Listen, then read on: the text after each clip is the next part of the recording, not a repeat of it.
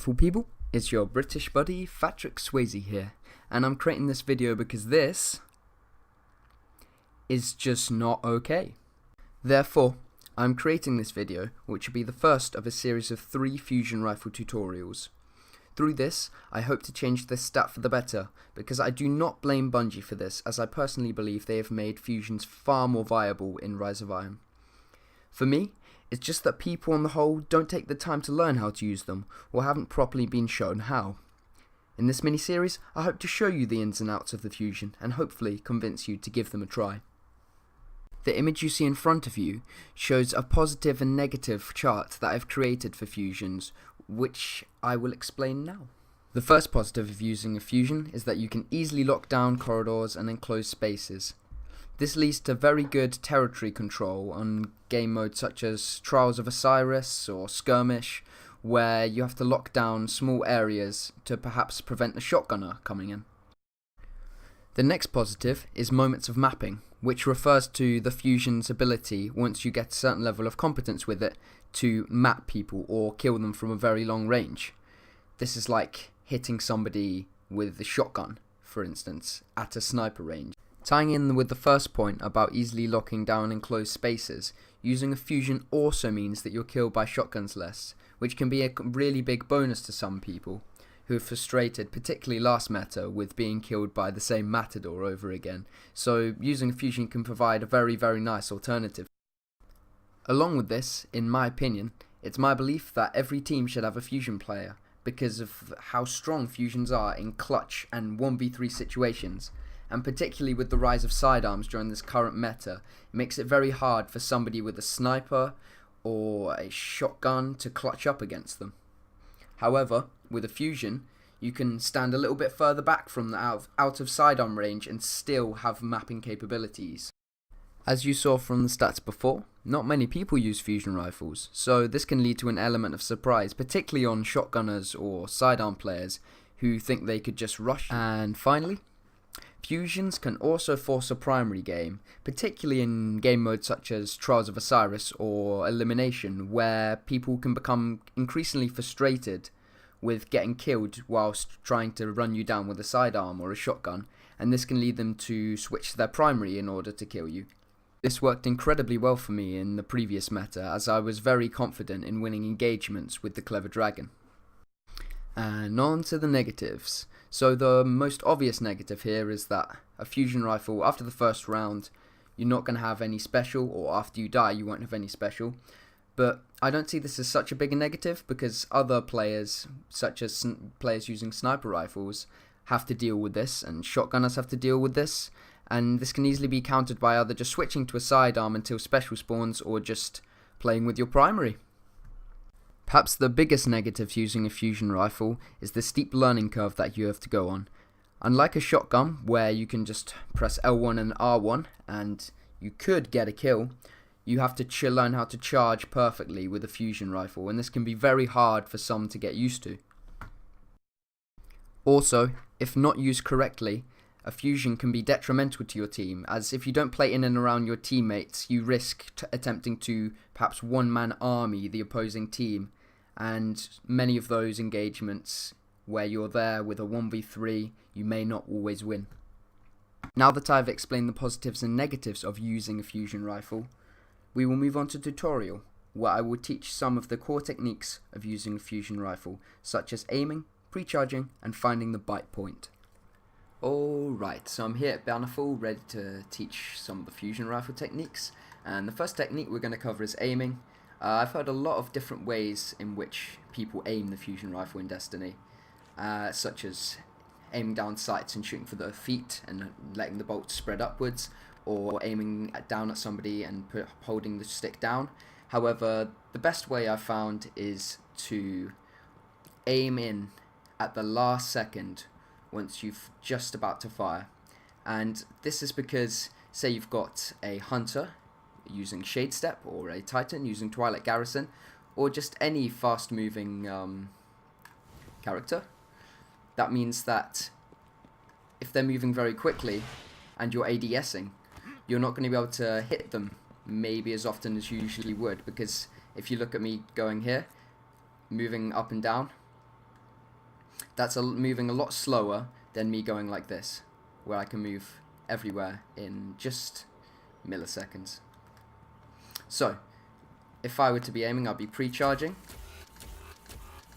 and then last second,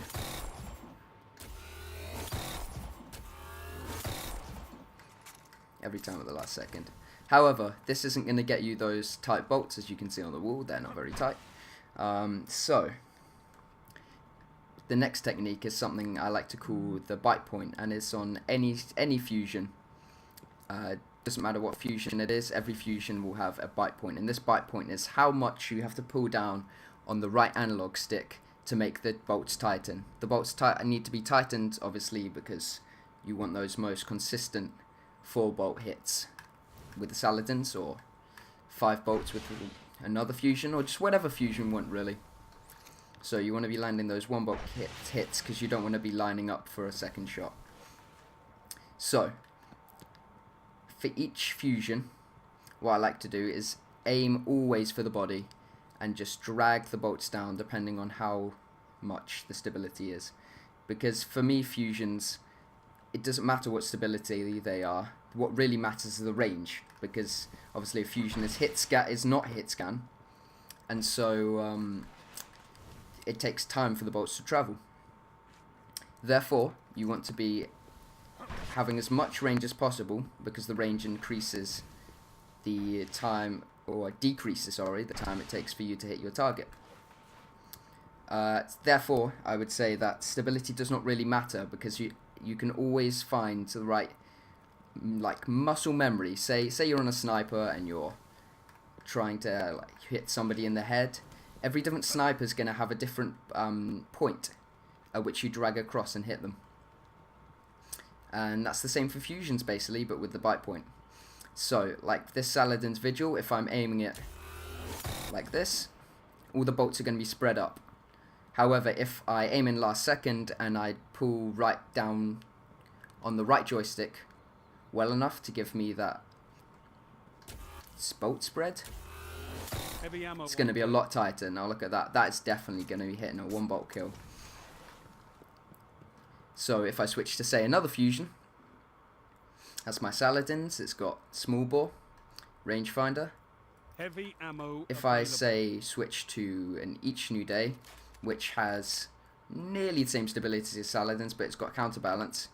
This is how it's going to look if I'm not aiming. Big spread. And how if I'm not aiming. So it's a little bit better. However, with something like a Stellar Vestige, where it's got very little stability, if I aim without it, it's going to go crazy. However, if I aim in and get the bite point right, nope, that wasn't correct, so I'm going to have to go quickly pick up some special. So if I aim in now, there you go, the bolt spread is a lot closer, and that's definitely going to be getting a 1-bolt kill. Okay, so the final technique is perhaps the most important of the basic techniques, is pre-charging. So if you pre-charge correctly, you can make a slow charging Saladin's Vigil feel like a branded lord in its charge rate. And this is essential because if you've got, say, a shotgunner rushing down on you, you need to have that charged up already so you can hit them before they arrive at you. And I'm going to show you in this next part of the video where I will just break down a couple of clips that I had previously. Sorry for the image quality, it's before I got an Elgato, but nevertheless they'll show the point that I need to make, that you've got to be pre-charging very effectively and practice your pre-charging in order for you to become a good fusion rifle player. In this clip I'm on Anomaly and I'm aware that there are 2 people in front of me. So I throw a nade to get them to back off, manages to tag up, and then I'm pre-charging as he comes around the corner, sidearm. I then back out of there, pre-charge, and get the next one. And into the next clip. So I'm tagged up, and as you know, when you're a fusion rifler, you're tagged up, you're at your most powerful. So he pushes me, think I'm tagged up, I've regained health, I fusion him. I then rush in to try and help my teammates. Unfortunately, I'm able to stop them, so I get a couple of tags. They realise I'm weak, and I back off, use the cover, pre-charge, pre-charge again, and that's a clutch. Now I'm showing the whole of this clip because I wanted to show how powerful fusions can be in 1v3 situations. So I push up with my team, heading to around elbow in anomaly, and I throw a nade to push them away, and no one there, back off as they throw a nade, and both my teammates get killed from behind me. Now instead of waiting around and probably getting cleaned up by the three of them, I push on, have to quickly run and duke out a couple of them, and I'm doing this just to buy myself enough time to get my fusion ammo.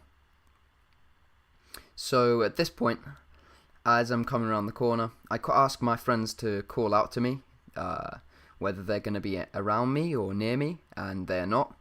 So I go in here, try and see. I spot one over there, which means I'm probably going to predict he's going up to the catwalk, up at the along the top.